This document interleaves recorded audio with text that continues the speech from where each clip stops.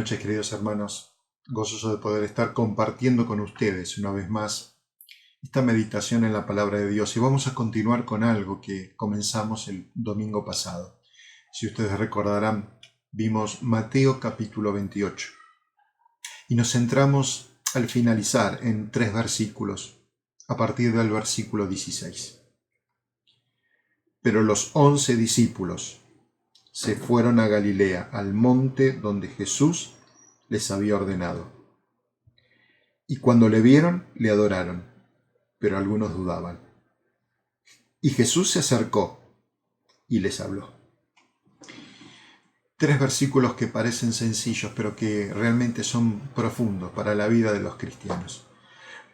Porque el Señor nos enseña con sencillez 4 cosas que Él espera de todos los cristianos. En primer lugar, una disposición para obedecer.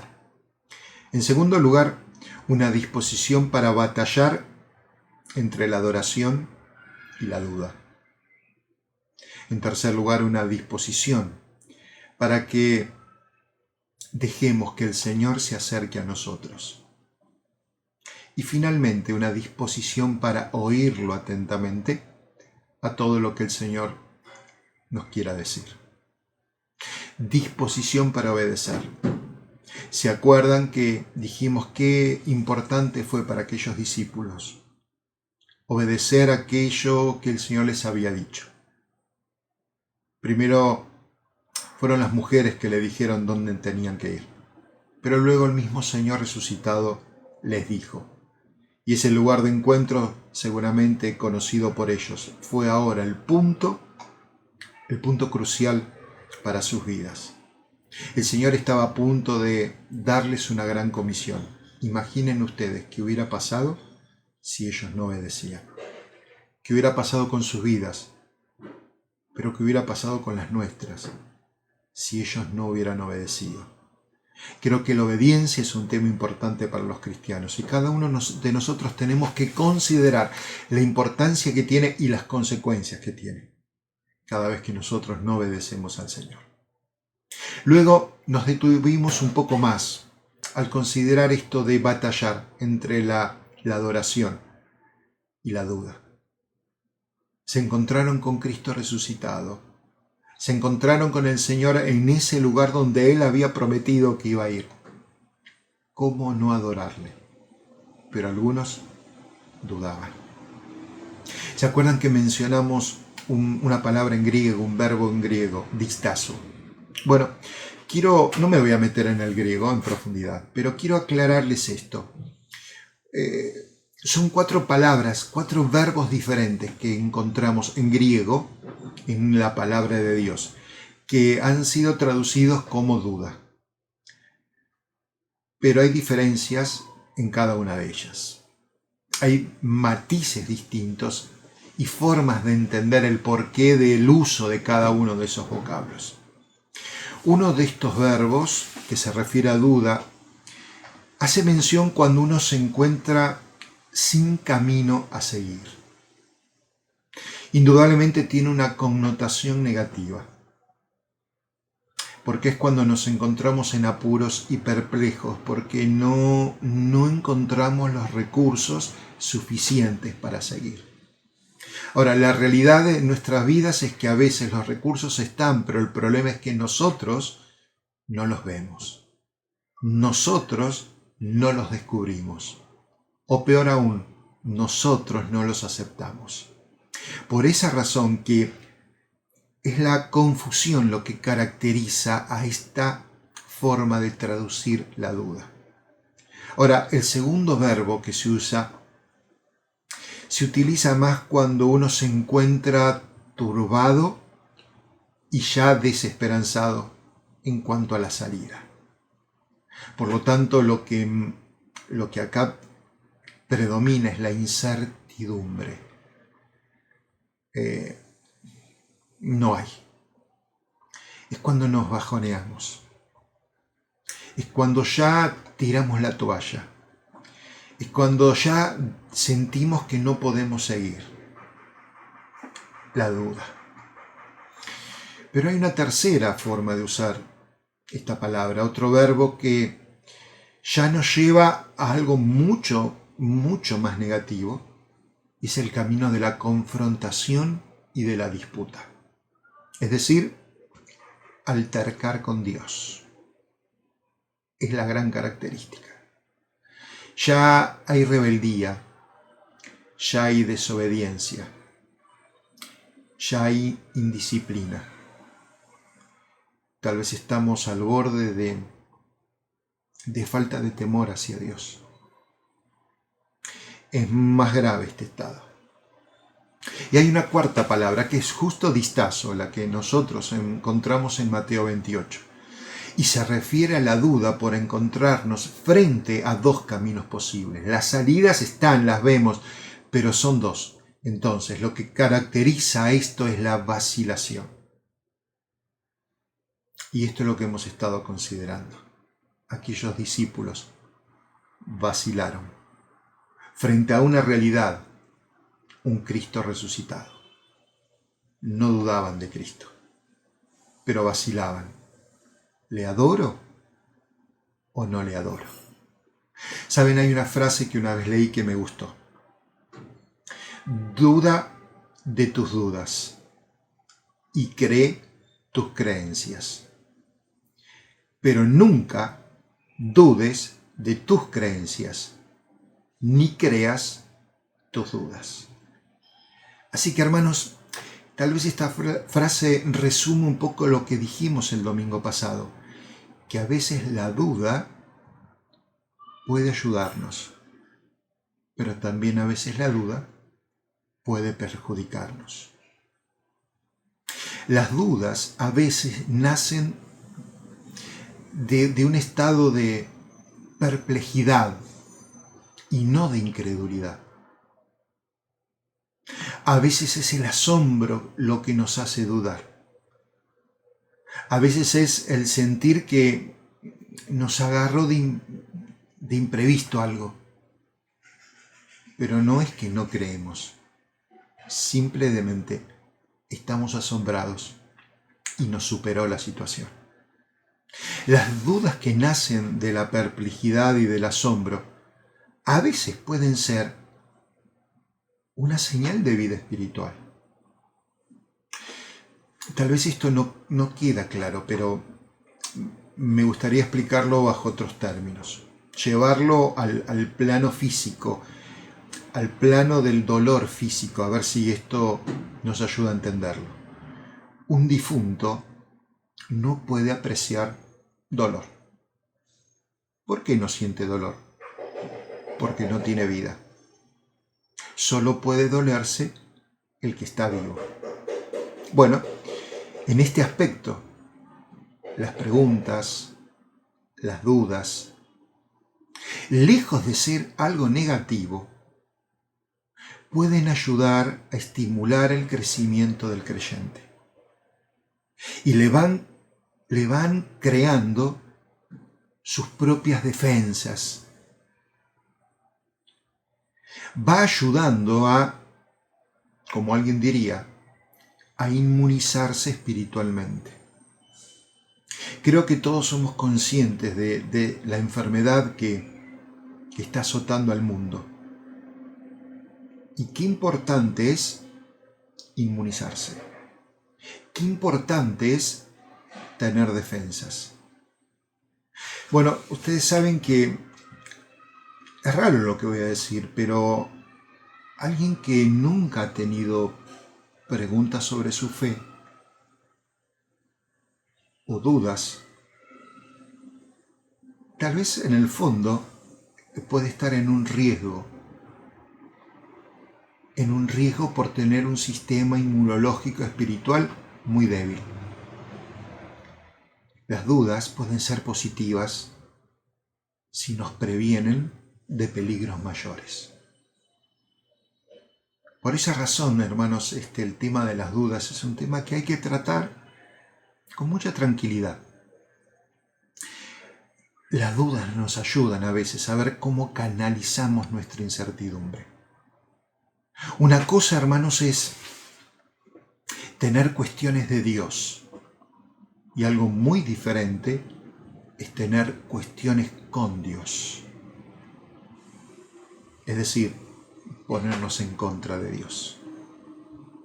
Yo creo, hermanos, que puede haber dudas que no es malo tener.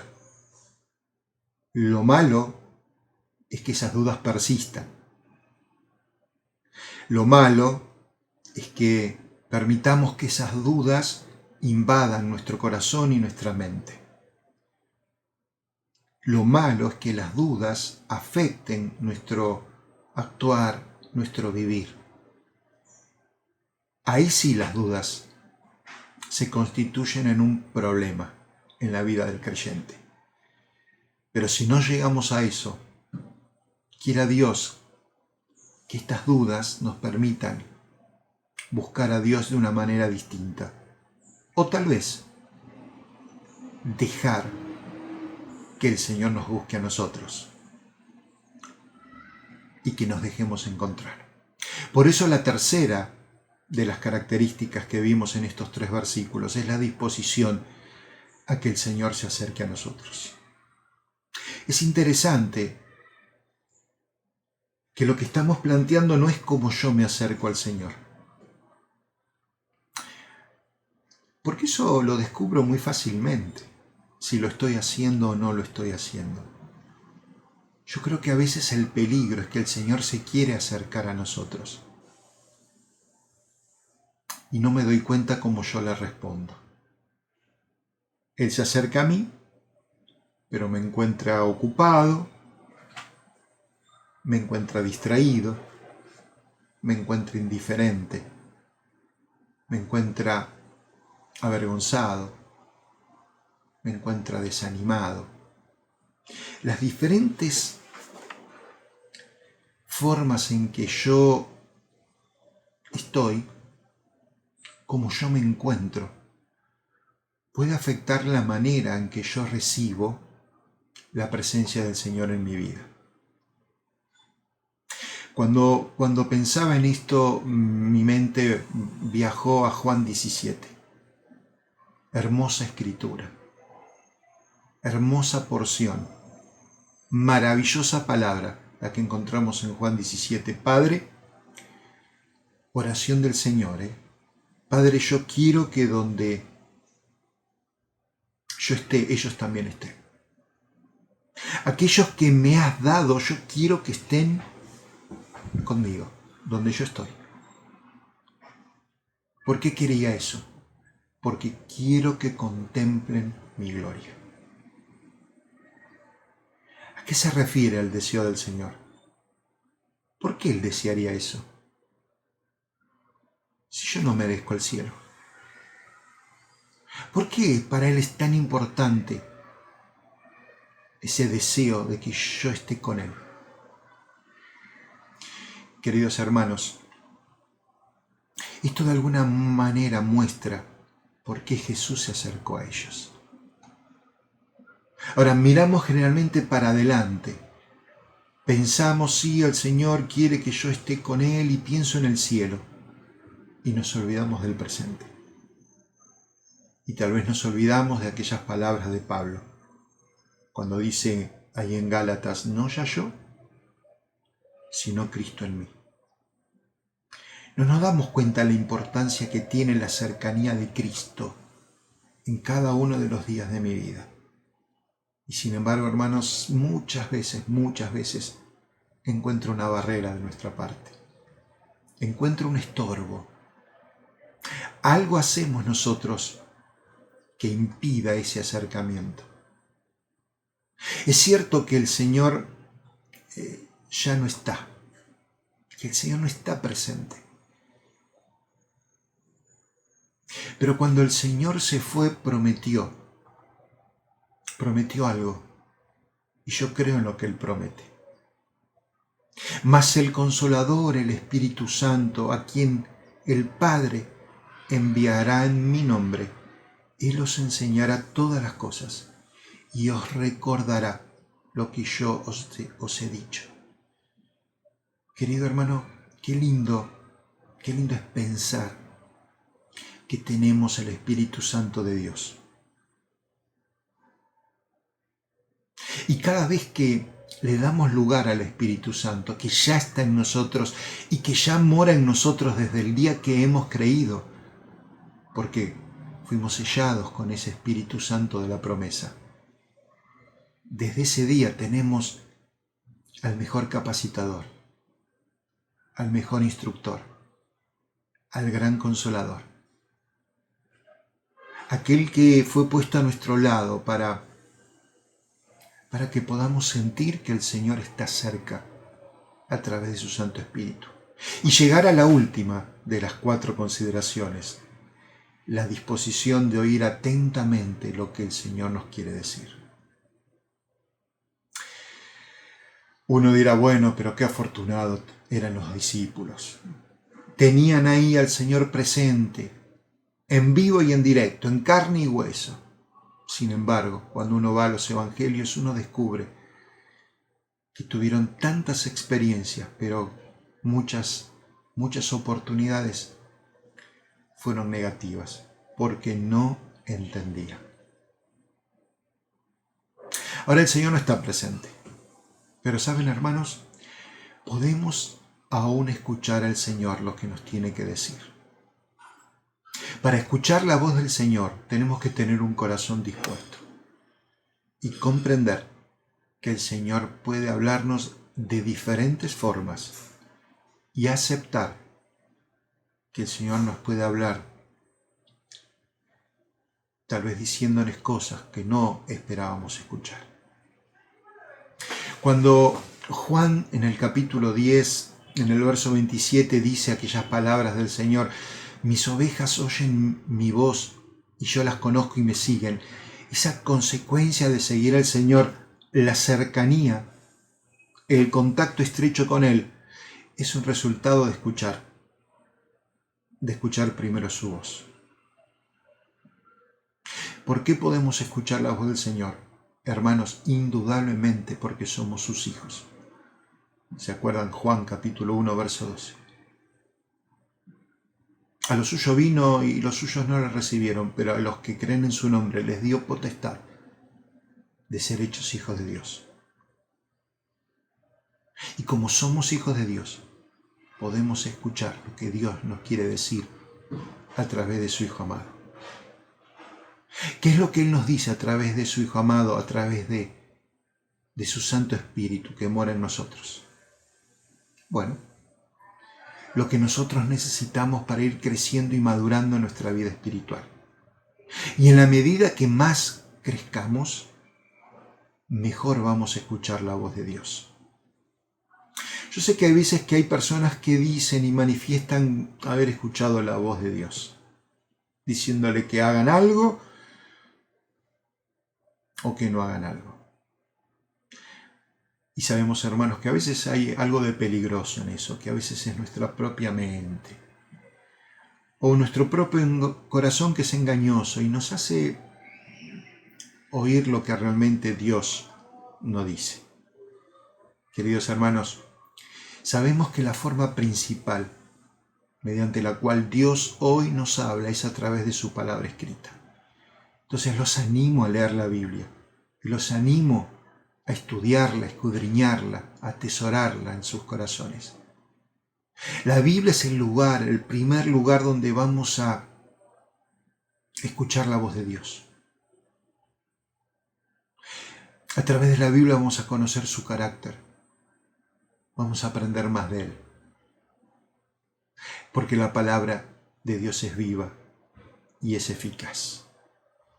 Queridos hermanos, cuando vamos a la Biblia y la estudiamos, pero realmente con un corazón dispuesto a aprender lo que Dios quiera decirnos,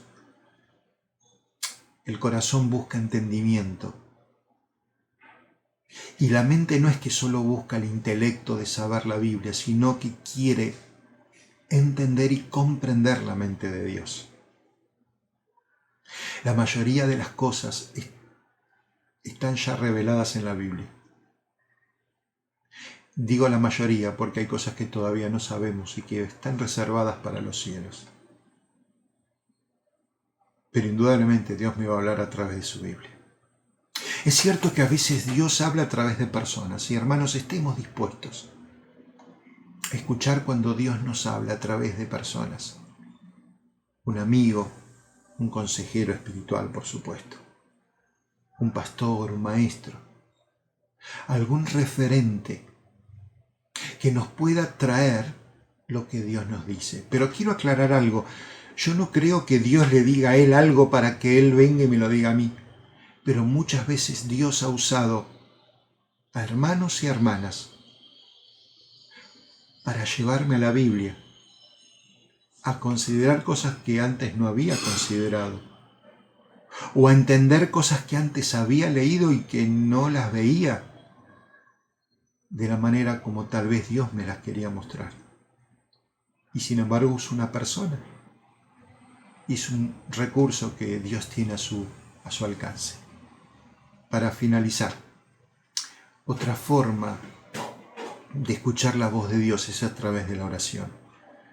Así que hermanos, tenemos por delante una gran recomendación: no descuidar la oración personal y congregacional. Para poder escuchar la voz a través de la oración tenemos que aprender a callar nuestro corazón y nuestra mente. Nuestro corazón y nuestra mente a veces están muy intranquilos, muy pasados de revolución. Y a veces Dios no puede hablarnos en ese estado. Por eso creo que todos recordaremos esa experiencia del profeta Isaías. No, Elías. Cuando dice ahí en Reyes que Dios no estaba ni en el viento, ni en el terremoto, ni en el fuego, pero estaba en un silbo apacible, estaba en un suave murmullo. Y a veces, hermanos, eso tiene que ver cómo nosotros estamos preparados para escuchar lo que Dios nos quiera decir. Isaías en el capítulo 30 dice algo interesante. Entonces tus oídos, dice Dios, oirán a tus espaldas palabra que diga: este es el camino, andad por él. No te desvíes, le dice al profeta, ni a derecha ni a izquierda, ni tampoco tuerces, no te tuerces. Pero la voz va a venir detrás de tus espaldas. Queridos hermanos, Dios está más cerca de lo que nosotros creemos y nos habla mucho más de lo que nosotros nos imaginamos. Terminemos pensando lo que Santiago nos enseña. Si alguno de nosotros requiere sabiduría, pídasela a Dios y Él se la dará. Y seguramente nos va a dar mucho más abundantemente de lo que nosotros imaginamos. Pero hermanos, que seamos sabios para percibir todas estas cosas: el obedecer, el no dudar, el dejar que el Señor se acerque y, por último, oír atentamente lo que Él nos quiere decir. Que el Señor nos bendiga, queridos hermanos. Amén.